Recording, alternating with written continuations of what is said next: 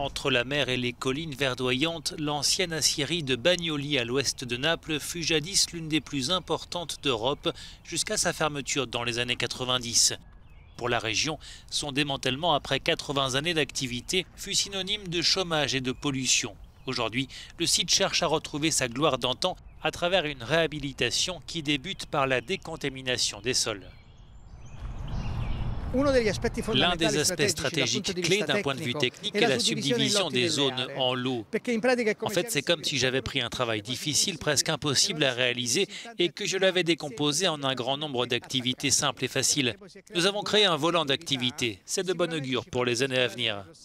D'un symbole de la fin d'une ère industrielle à un symbole de régénération après la crise économique causée par la pandémie, cette friche industrielle peut être le signe d'une renaissance dans cette partie de l'Europe.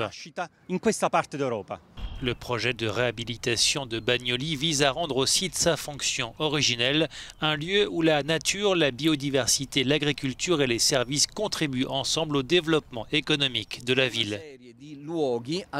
Toute une série de lieux au sein de cette végétation et de ce paysage vont redonner vie à la ville, pas seulement à cette zone de Bagnoli, mais à toute la ville, car le site devient un pôle d'attraction pour une série d'activités importantes, explique cet architecte.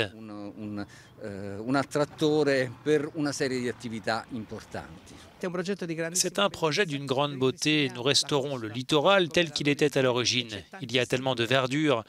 Quand j'ai vu le projet, j'ai été ému par sa beauté. Nous espérons qu'il pourra être réalisé le plus rapidement possible.